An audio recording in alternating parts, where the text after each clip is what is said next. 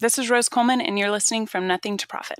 Welcome to From Nothing to Profit, a photographer's podcast with Matt and Kaya, where each week they talk to photographers about what is working in their business now so you can swipe those ideas and grow your business faster. Today, we are going to be interviewing Rose Coleman, and Rose has been part of the photography industry for over 18 years. I'm going to say more than that because she's actually grown up in the industry, and I've known her forever, it seems like, and I'm so excited to have her on here. She's, as I said, she's grown up in the industry and been a part of it, but what she's done as a business owner, after her second child was born, she left behind the boutique studio business model and created a fast-paced sports photography company with her husband in 2015. She is known for her clean, beautiful work with dancers, gymnastics, and athletes. And if you follow her on Instagram, you'll see some of that amazing work. And just recently, she and her husband purchased a 5-acre homestead that they are going to live on with their 3 darling children, and they plan to create their dream studio there. So I'm assuming it's going to go back somewhat to the boutique business model, but still incorporate her love of sports photography. Is that true, Rose? Yes, we have been looking for a piece of commercial property, and rent is very expensive. And so kind of our business model has a lot to do with just our financials, like kind of more of our decisions as we've kind of grown and evolved has been majority focused on like, is this profitable enough? Like when we were in the large studio space, a lot of it went to general expenses and employees and overhead and upkeep of things. And as we continue to kind of move forward and we kind of got into a spot where it's like, in 2 years, we're going to have something. And we rent only like 2 months out of the year when we need to have something. So we've always kind of known if we can get our hands in something local that has a home property, but also has a place for an exterior, like a building, a metal building, a barn, something of that sort with some land, that was my ultimate dream. And kind of where we're at, that was very expensive. So it was like either commercial property or just can we evolve that into having it in a space or a home? So, most of our expenses would be, linked together and just be more efficient, be more profitable. So yes, we close actually next week on Friday and move into that building. It has 5 acres, an older home that we're going to fix up, but it has 5 acres and it has a barn because it was actually a ranch, like a horse ranch. And so there's a 40 by 60 large barn that they had stalls in, and we're going to convert that all into a studio space that we can shoot out of, so we don't have to use rent. We don't have to continue to look for commercial property. And where are you guys located at? We are on the southwest side of Oklahoma City. Cool. Yes. This is so exciting. So one of the things that you mentioned in your bio that we didn't mention, Rose, is something about you mentioned something about being debt-free type of thing and you were talking about finances when you just talked a second ago. So is that something you guys kind of focus on, is definitely staying out of debt? And is that kind of your thing? Absolutely. We have not, my husband will laugh and tell you that he married me. One of the main reasons is because I was debt-free and everyone else had thousands and thousands of college dollar, debt accrued to them. But yeah, debt-free is a big thing. Like we bought this and we've even talked about the piece of property, it's actually a 12-acre lot of land, and we're going to parcel off 7 of it and sell it, to cut down our expenses on that, and then how we can get it actually paid off in 5 years. Like, is that a doable thing? So yes, debt-free is huge to us. It is all about the money you get to keep, I feel like, when you work, especially when you work for yourself. And so that's been a huge focus of us. So, we don't have car debt. We just have our house debt now that it's going to be larger, but we're like it's very, very important to us to have a debt-free lifestyle and figuring out how to get those things paid off. Absolutely. Yeah. And Kaya makes fun of me all the time because when I married my wife, Allison, I brought lots of debt to the relationship, and Allison brought 0. And Kaya refers to me as the ultimate catch because I definitely married up in not only looks, but also obviously in the financial world as well. So, Uh-huh.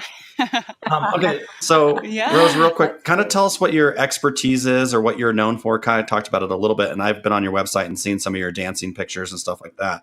But tell me a little bit about what you're known for. So I would say that I'm known for shooting athletes and shooting sports. I come from a big portrait background, and I absolutely love and adore. But in the last few years, it's all been athletes. So we do a majority of dancers, gymnastics, volleyball players, anything that's a club level sport, which in my world, there's either little leagues, which are just the masses, of like t-ball players. Then there's club, which is a higher level, like a parent is going to spend more money to put your kid in a club sport. And we focus on that. And then you have high school, junior high levels of the same kind of things. You could be a baseballer at high school, you could be a baseballer in a club, or you could be a baseballer in a little league. But we focus on club because there's generally about at least 150 to 350 most often in a club sport. And those are people that have already, their parents are already paying a higher dollar to have their kid be in there. So, they're already invested. You're going to get a sale from that. And they all want photos because they're invested in this. It's just kind of the nugget we go for. So we shoot a lot of those. I do a lot of dance work. My parents have a dance photography business. I still help them quite a bit with that. And a lot of gymnastics, a lot of volleyball, but club is really what we're known for and going for. And so you don't photograph like high school sports or little league. You kind of avoid that, and you're just focusing more on the club. Yes, we don't do any little leagues. We have done one or two in the past, and I've regretted it every time. We are not set up because it's really important to us to operate as efficient as possible. Between Tim and I, we have a few people that will work contract for us to make an event happen. But most shoots I can roll out with myself, my husband, and one other girl. So it's like we shoot, he sells, and one girl shows. So we try to target athletes and clubs that we can fit that and run as efficiently as possible within our business. And that is keeping it as minimal as staff as we possibly can. So when you go out to a club, how many people are you photographing? Sorry, I'm just super interested in this business model. Yeah. It is really unique because there's not a lot of people that I guess educate on club photography. So it's been a big eye opener for me. So when we roll out to a club, like for instance, I can do a good sized volleyball. I can shoot about 11 teams in an evening from about 4 to 7:30.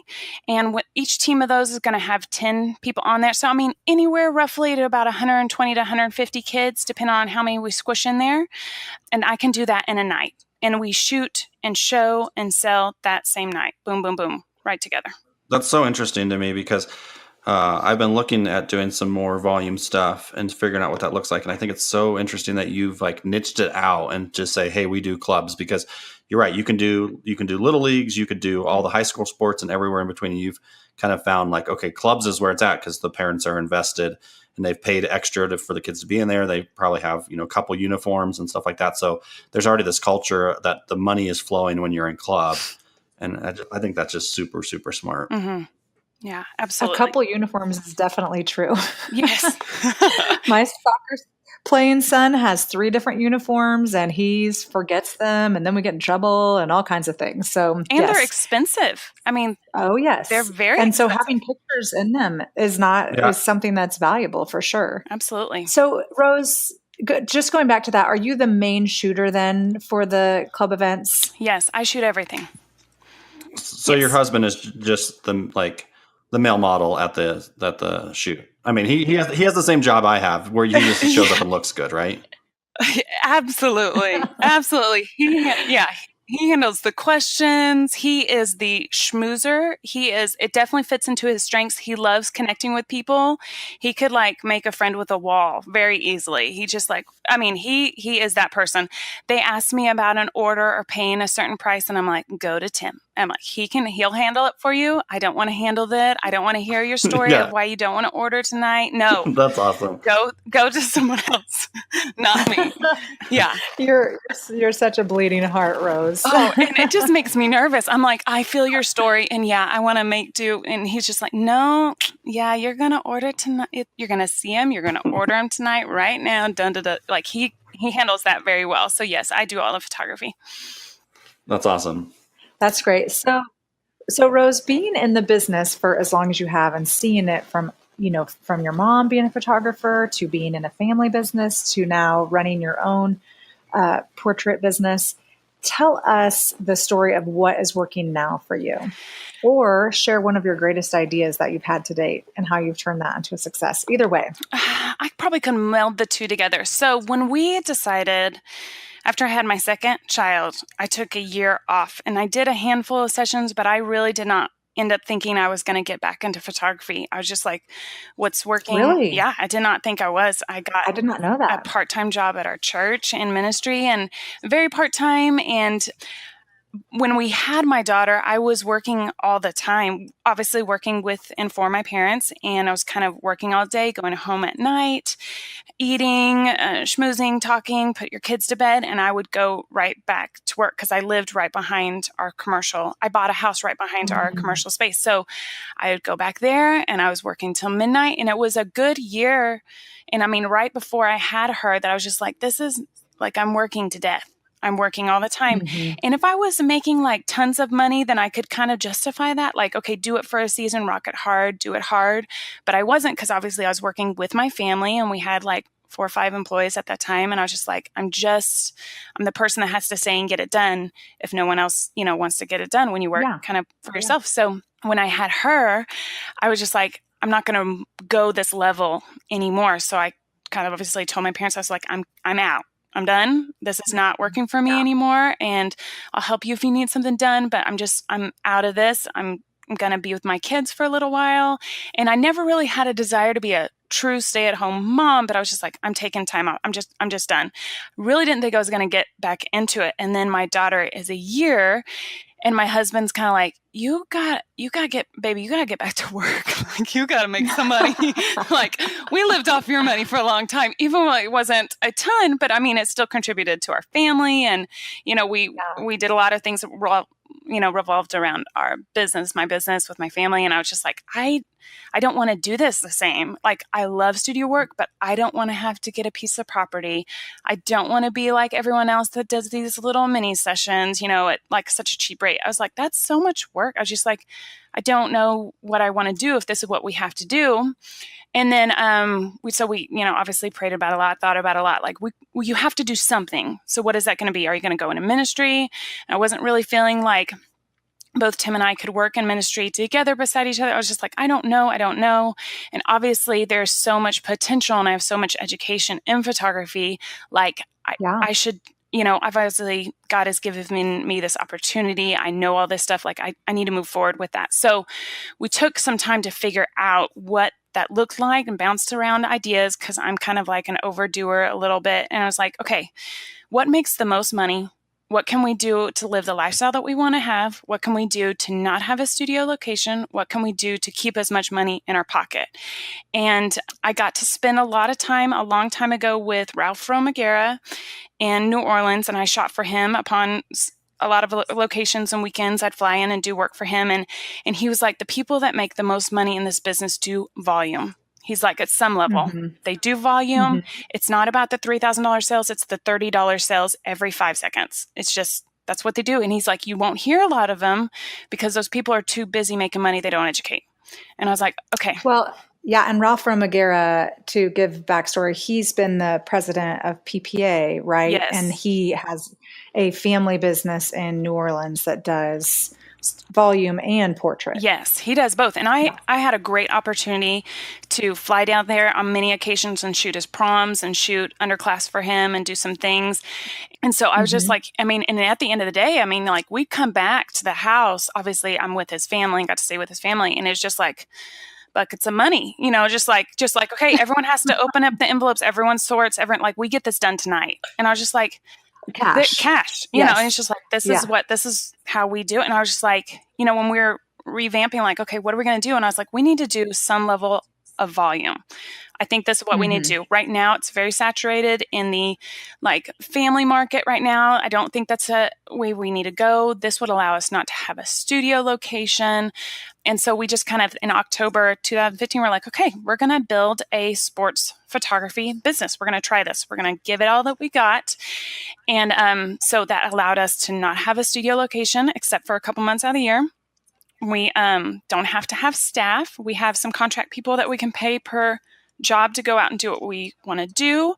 I actually started with someone that I was going to, before Tim came into the business, I started with another person that was a friend of mine, and kind of worked it together, and then kind of had really to make very tough decisions to let her not be a part of the business anymore. And then Tim came on like a year ago, and just constantly our decisions of like, how do we keep this efficient? How do we keep this, as smooth as possible? How do we keep as much money as profitable? Because I mean, your PPA benchmark is going to say for every dollar you need to have 35 cents in your pocket. I was like, how can we make that twice as much? That's not having overhead. That's not having expenses. That's not having employees. So don't try to do everything in the world. I'm not trying to be a sports photographer, everything. I want to go for club levels that make, $10,000 or $15,000, a job, and work those into the business. That way we don't have to, and we can keep the lifestyle that we want to have. If that makes sense. Yeah, absolutely. Yeah. Okay. Thank you, Rose. So now are we going to take a break, Matt? Yeah, we're going to take a break real quick because I just heard that Rose needs to count her bundles of money. Is what I heard. So we'll take a quick break and she can count her bundles, and then we'll come back and we'll find out what she's fired up about in the industry and do some lightning round stuff as well. So we'll be right back.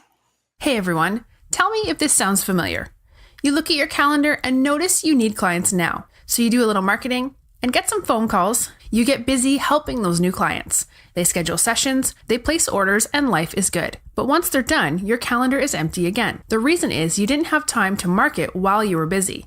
Sometimes your business feels like a roller coaster. And let me tell you something, it is. And believe me, you're not alone. Photographers everywhere have the same problem. But I have some great news. Matt's business, Allison Ragsdale Photography, after years of trial and error, has cracked the code. It works so well, he's created a new class all about it. It's called Get Clients Now, a dead, simple approach to getting photography clients. Everyone at From Nothing to Profit is excited to share this info with you because this system helped Matt and Allison book hundreds of clients this year at their studio. And the best part about this system is that it's simple to set up and it works while you're sleeping. No hard selling or creepy marketing. All you have to do is help your clients answer their most pressing questions. Clients love the system and say it is the #1 reason they book with Matt and Allison. If you're interested in learning more about this system, go to photopodcast.co/simple. Matt has created a short free video that introduces this system. If you like what you hear, podcaster listeners get an exclusive discount on the full class. So make sure you go to photopodcast.co/simple. and sign up for the free video. It will help you book more clients now and create the business you've always wanted. All right, everybody, welcome back. So we're with Rose Coleman, and we're talking about her business model where she works with sports clubs. I guess it would be club sports. And we were just joking before the break that she's found a way to make it super profitable. So along that same lines, Rose, what are you fired up about in the industry, or what are you paying attention to the industry right now? I would say I am fired up about helping people see their dreams. I've been in this for so long, and I know so many people that have been photographers or been in this for a long time, that as I've just gone through a very intense, couple of years of me being stressed out, me feeling like this isn't working, and I mean, we had a very beautiful, big business. I mean, my largest sale was $21,000 on a high school senior. I shot, sold. I mean, I know that business model works, but for what we were doing and how we were trying to manage it, it was just for me in that season, it was just draining and sucking the life out of me. It was I'm done. And then kind of getting back into it is just seeing other people that have been in this for a long time, either make a change and get hey, you need to make more money. You're working too hard. You need to make more money. And there are things that I think people can change that, for instance, you don't have to sell everything on the planet just because the labs can offer it. We don't even use, I hate to say this, but we print everything in house. We don't do that because we like to be become like a lab is because our cost of sales could be anywhere from 4 to 8% rather than being, 15 to 25%, being super efficient so you can work a job and then keep as much money for yourself and your family as possible.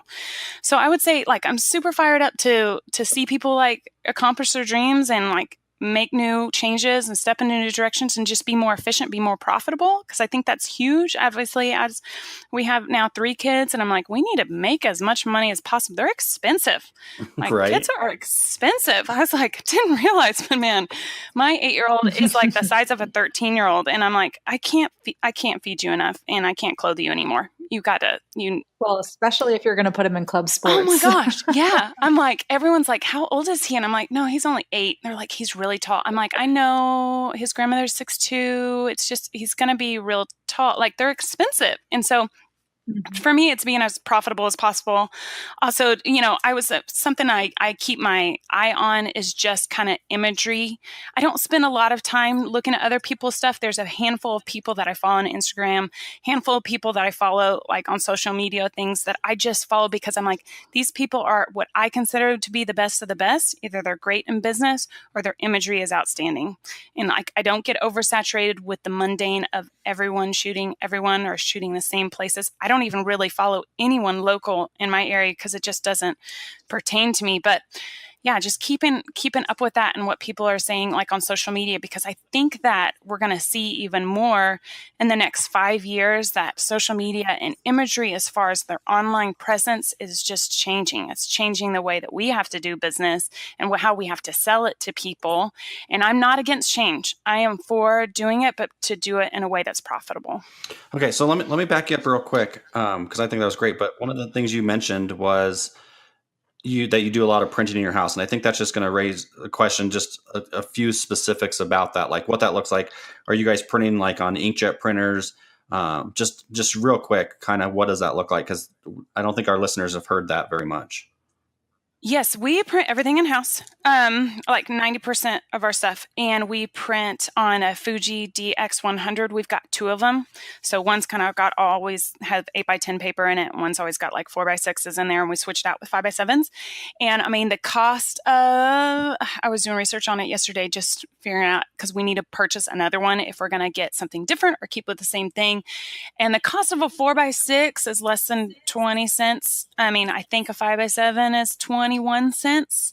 And then an 8x10 is less than $1.50. I mean, when you price out the ink and the printing, the paper and everything that comes out with it. Okay, cool. Yeah, and one of the things that's really interesting about efficiency too is like when we do volume stuff, we send it all off to the lab and then it comes back and then we have to sort it.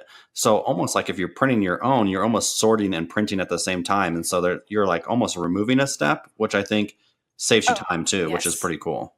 Absolutely. I mean, like, it's interesting because I can sit here and just print out somebody's order, package, put it in the little glassine, put it in their mailers. So we've got super efficient how we've got it set up. So, I mean, it's just like one step to the next step to the next step because the printer's pretty fast. I mean, and I can just package it, put it, and we've got our shipping kind of station how it is. So it just goes 1, 2, 3. So we try to only sell products that we can handle in-house. Like we even have a metal keychain maker. We've got a button machine, which is super easy because a lot of people in sports love buttons, and then peel and stick magnets, all just very easy that we can print, package, and ship like the same day. Because part of our business model is we turn around digitals 48 hours. We turn around images, prints usually within a week. So we're like super fast. So we want to be able to print it, ship it, get it out the mail. That's awesome. All right, Kaya, do you want to jump into the lightning round with Rose and we'll go through some of those things? Yes. So the first question we have is, what was holding you back from becoming a full-time photographer? I feel like you answered that a little bit because you actually started out as a full-time photographer, then took some time off and came back. So maybe talk about just coming back. Coming back, what was holding me back probably was just in this business, I have not found many. I've been very fortunate with my parents both being involved in photography that they've only hooked me up with really people that I feel like are amazing image creators or really good business people. I've had those kind of wonderful opportunities. Holding me back was getting back into it and going like, as I've worked for 15 years in the boutique business model with employees, with staff, with overhead, and worked for someone else, when I do it, do I want to work all the time? Like how to balance family, and my children are little. And I think when your children get a little bit bigger, that's a little bit of a different story. But as my babies are tiny right now, like how do you balance? And I know that in my heart, I didn't want to be a full-time mom, but I did not want to work full-time. I needed a full-time income.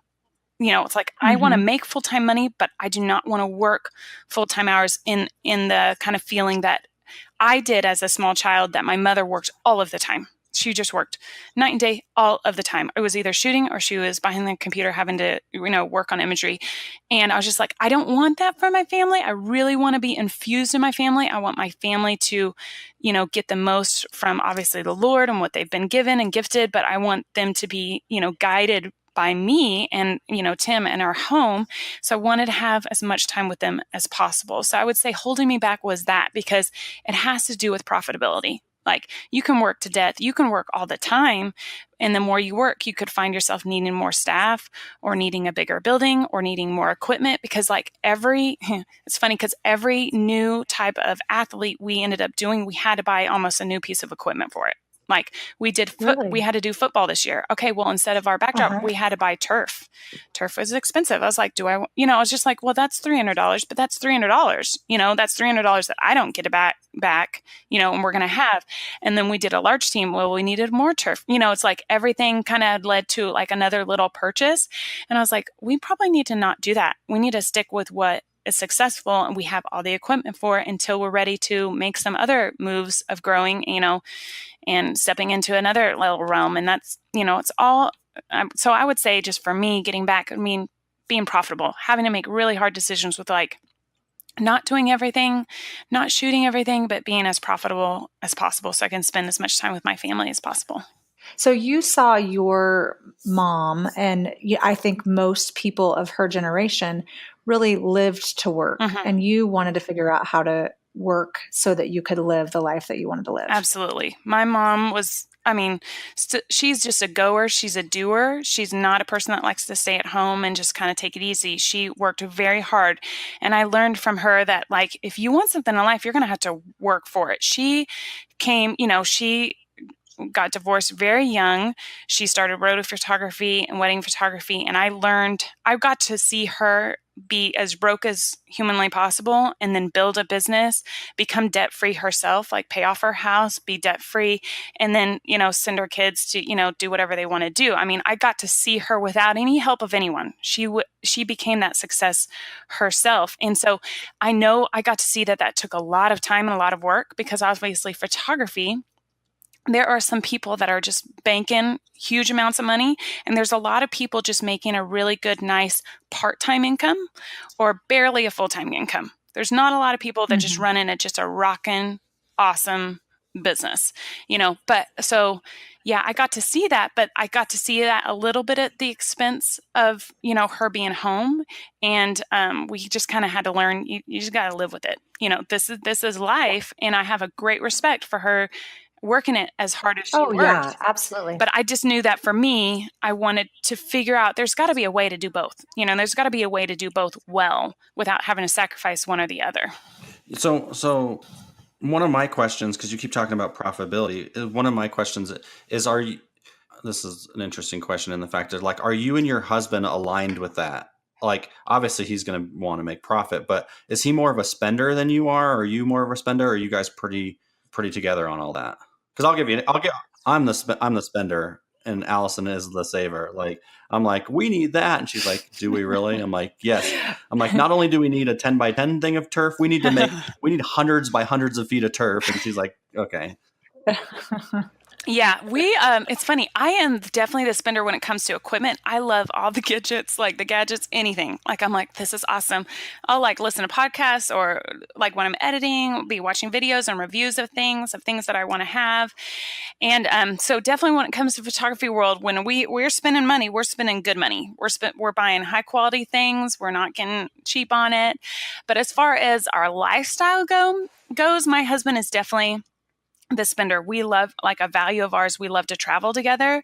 We, took, I think, like 7 trips this past year. I mean, we love to go to Disney World. I mean, like, we spend money on experiences. Like, we don't spend a lot of money, I would say, on materialistic things, but we spend money on experiences like with our home group and our friends, and make sure they feel loved and cared for in that way. And then we spend money traveling. Like, that's just a huge value of us. So we kind of meet in the road a little bit, because, like, we had, for instance, I surprised him on Father's Day with a very small 2-night trip to Disney World with our big kids.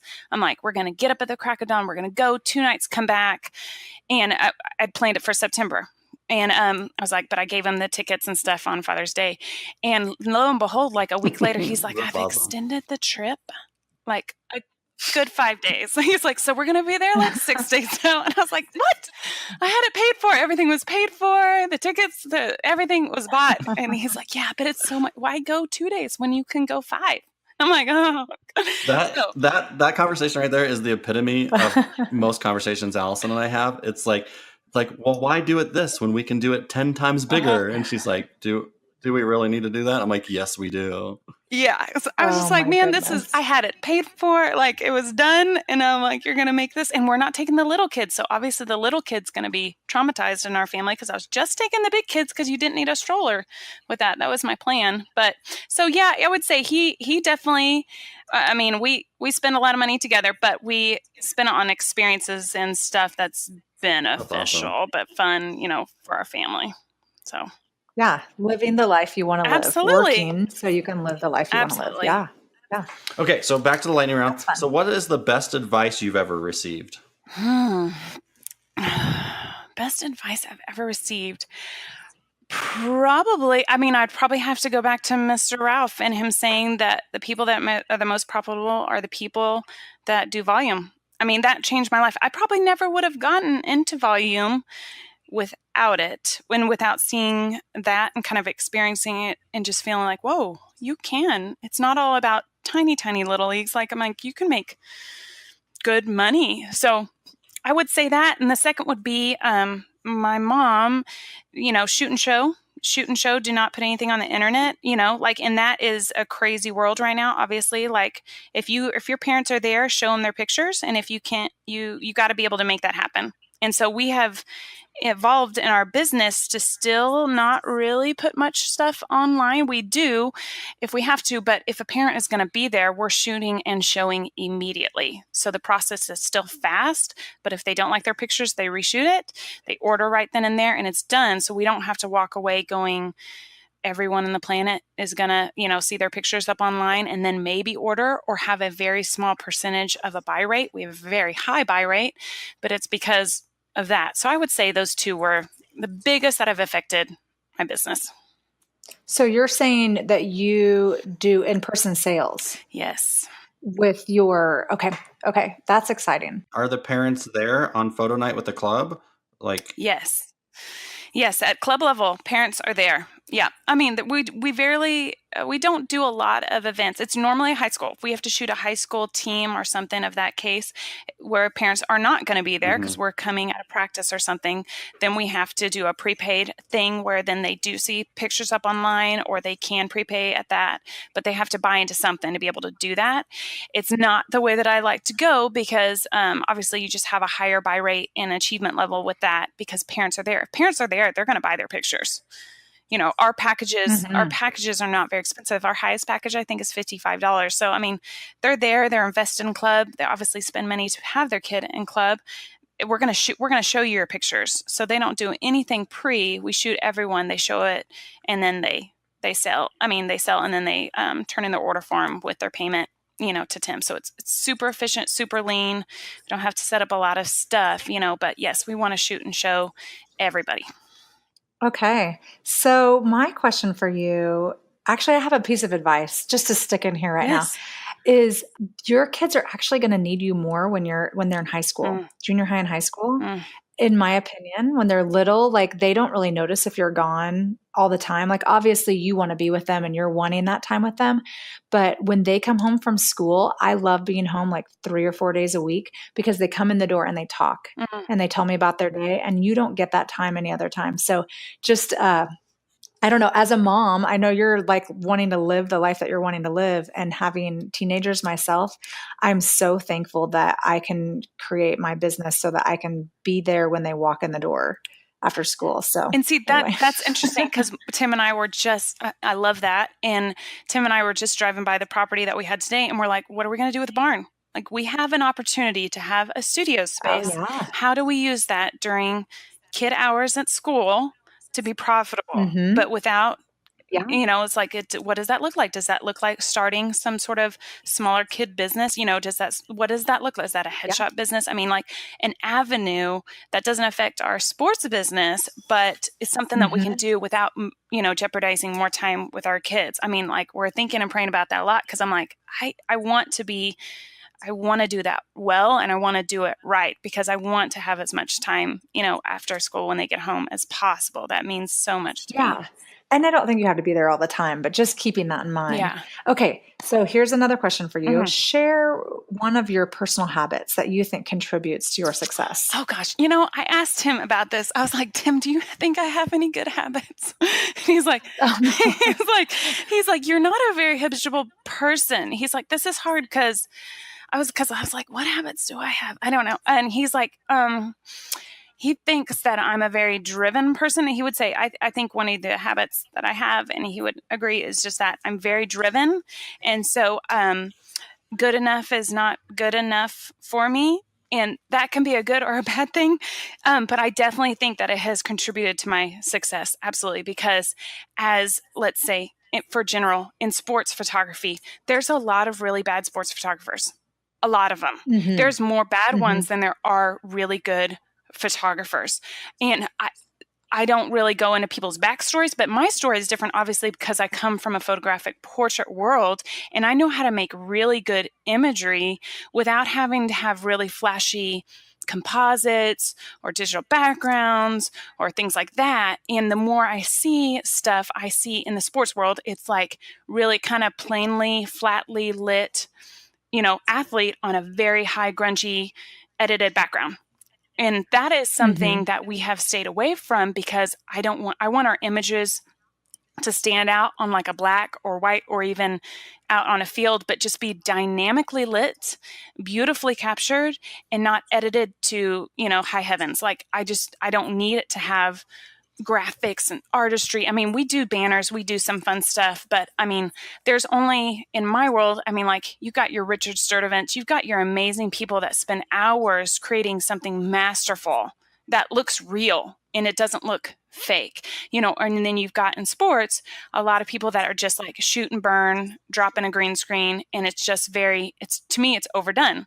And so, as my attitude a lot is, good enough is never good enough. I want to be the absolute best at what I do. I want my imagery to look absolutely the best that I can do in our area, and something that will just make it stand out. So I would say that would just my driven. You have a habit of excellence. Absolutely. There you Yeah. go. Might be hard to say about It yourself, but I would is. definitely say that. Do you have a habit on how you like your $20 bills stacked at the end of a shoot? Like, just as long as they're hidden away from my husband. So he's like, "Where is this? What is this from?" I'm like, "Oh man, I had that do you for like a the vacation." stacks like 1 inch tall or like 2 inch tall stacks of money? The big, my stack, the bigger the better. So whatever, the bigger the better. Oh, I know. We're just picking on you now. So okay. Funny. Yeah. No. Is there an internet resource that you'd recommend to our listeners? Yes, absolutely. So something that I think is important to me, I would say an internet resource and a book. I like combo those two together. And I think something that is fundamentally changed the way that I see myself, how I see hiring on other people, bringing people onto our team, working with other people, is internet resources or a book that's called Strength Finders 2.0. Have you guys ever heard of it? Yeah. Have you heard of it? I have not. Okay, I have not. so- Go. No. You have not? Oh, it's so good. Matt, are you Kaya, serious? Kaya, I stopped at Dave Ramsey. We went over this during my interview. Oh my Okay, goodness. now I don't get on the actually it's funny. I love to read.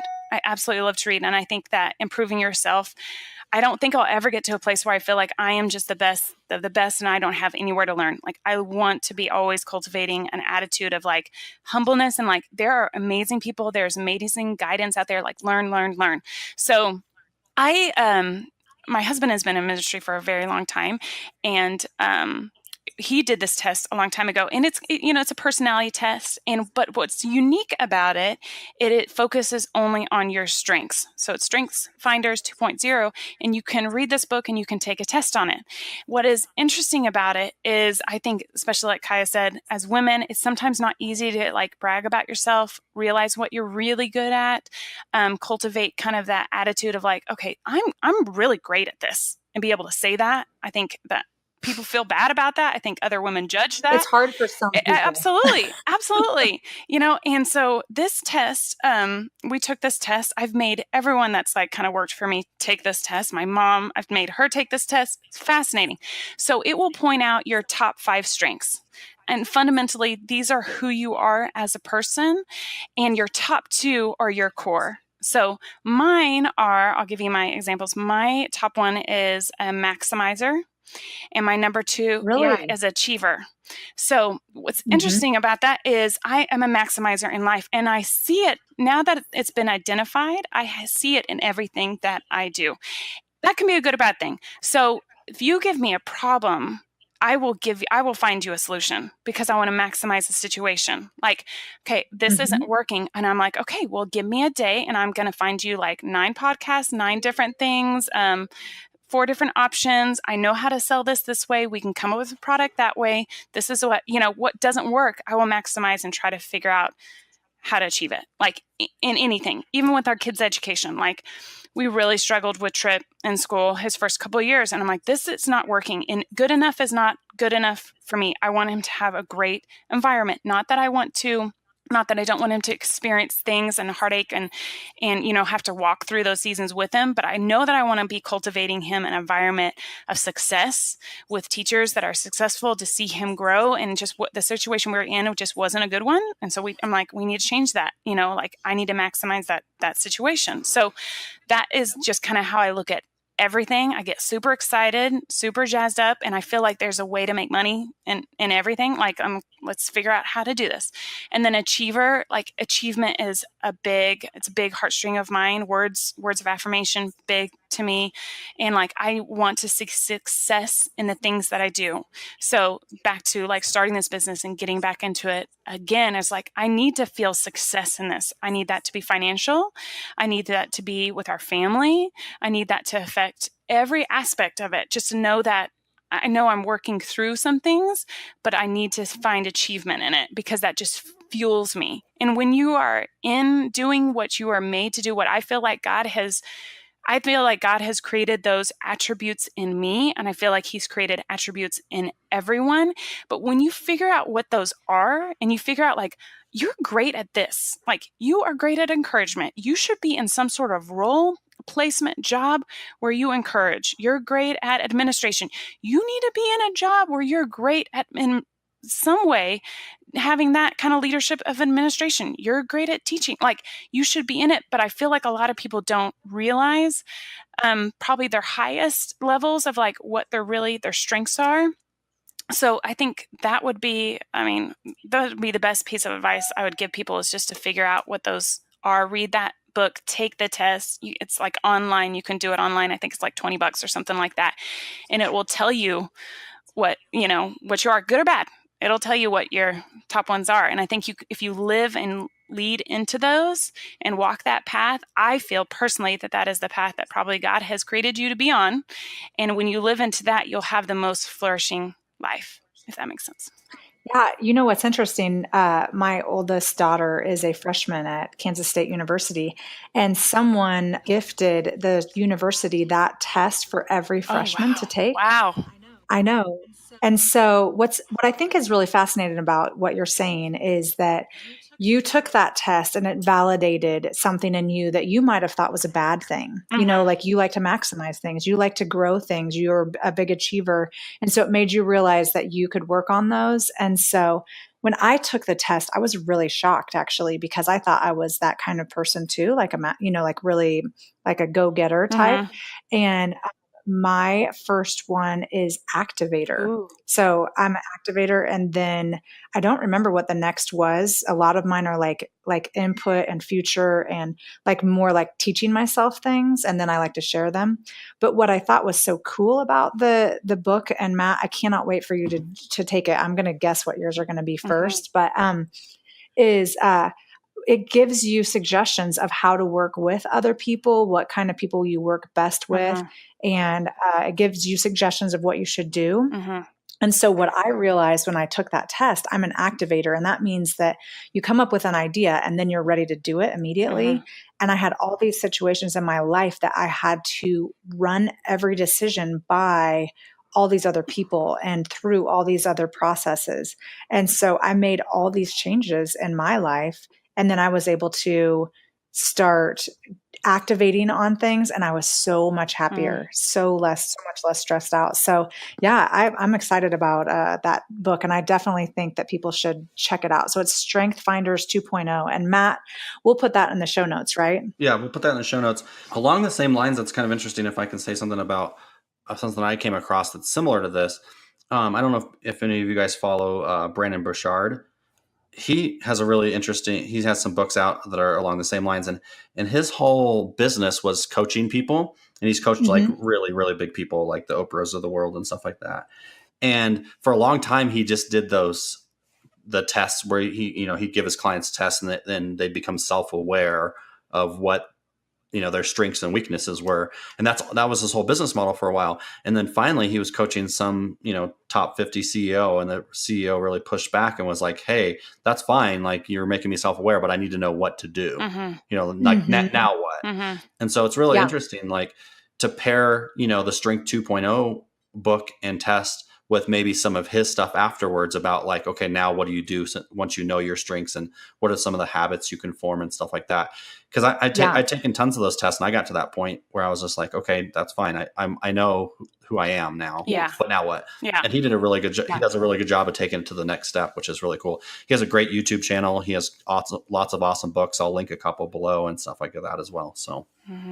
Okay. Well, Matt, I'm going to guess some of yours. I'm going to look at my book and see what they are, but I'm guessing that one of yours is input, which is one of the same as mine. Like where you like to learn about things. Yeah, no, I'm a learner forever. So, okay. Yeah. I'm going to take a total tangent. So okay. I'm going to share something with you guys real quick that you guys will forever give me crap about.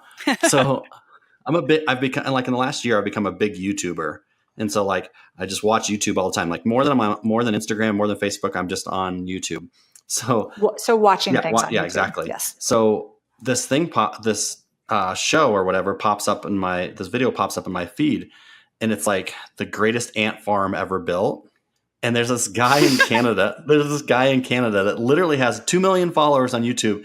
And he basically makes like a theatrical movie about his ant farms that he's building. Oh, goodness. Oh, wow. And so it was bad enough that I watched the first one that was 30 minutes, but I definitely watched like 2 more since then that have been each 30 minutes. Like, and I know more about ants now, like in the last week, than anybody ever needs to know about ants unless that's your job. But anyways.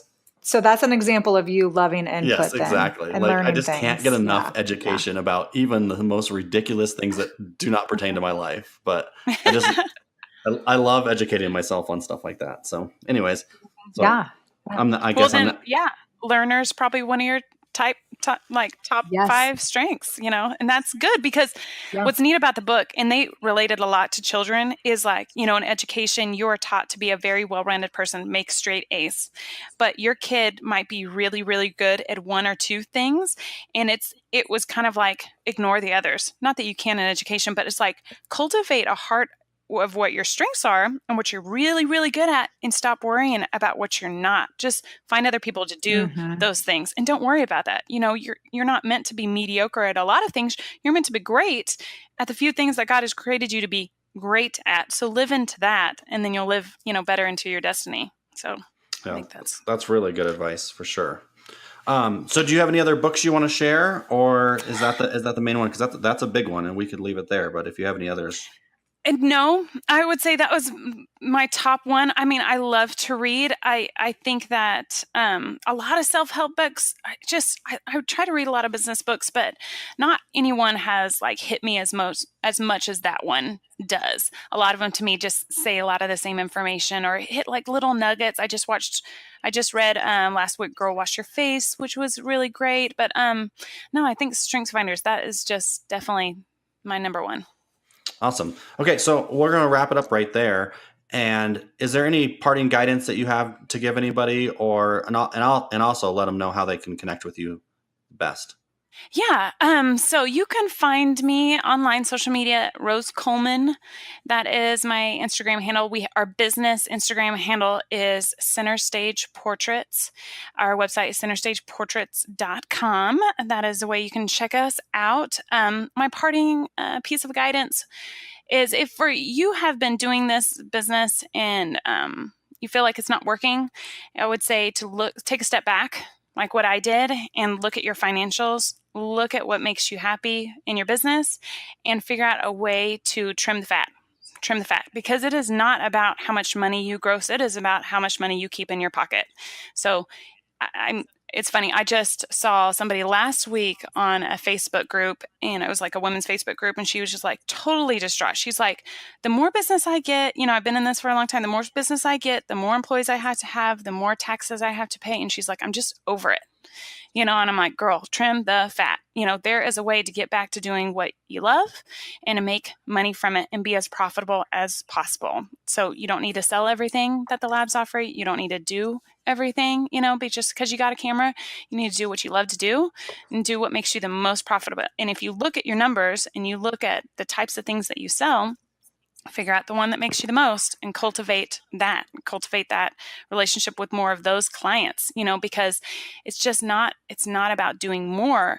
It's about living more into what, you're doing. And that is about being profitable. It's just about being profitable. And so there are a lot of options, easy ones and hard ones to get you there, and you can do. And if you just take a moment to step back and kind of just live into that and work on that and figure out what that is, or ask somebody, there are ways to trim it down in order for you to make more money and then have a better, have more success with your family and your finances and things like that. So that would be my piece of advice. Awesome. Well, thanks so much. I loved getting to know you. So when I make it through Oklahoma, I'll definitely look you up, because I think your business is fascinating, and I think you guys really have something powerful going there. And I'm really grateful that Kaya recommended you as one of the first people we brought on the podcast, because to be honest with you, I had no idea that you even existed. And now I follow you on social media and stuff like that and realize how awesome what you and your husband have built. So, well, hopefully by the time you come down, we'll have a horse barn that has been transformed into a studio space,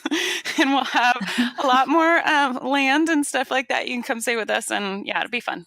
Maybe I'll just buy the 7 acres next to you guys. And then I know. I'm like, I think I kind of convinced my mom this morning to buy it. I was like, Mother, don't you want 7 acres? Don't you want to move? And like that. My goodness. She's like, I don't know. Maybe I'll just buy it and then I'll put a house on there one day. And I was like, you should. That would be great. Goodness.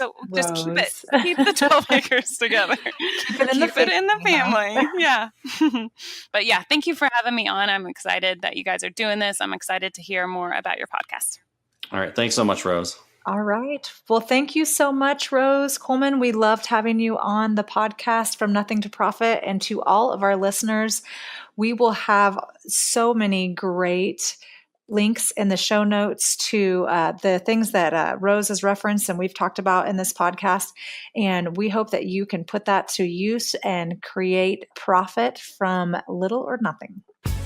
Thank you for listening to From Nothing to Profit, a photographer's podcast with Matt and Kaya. Be sure to subscribe for more business strategy and ideas to help you create the profitable and successful business you've always wanted. See you on the next episode of From Nothing to Profit.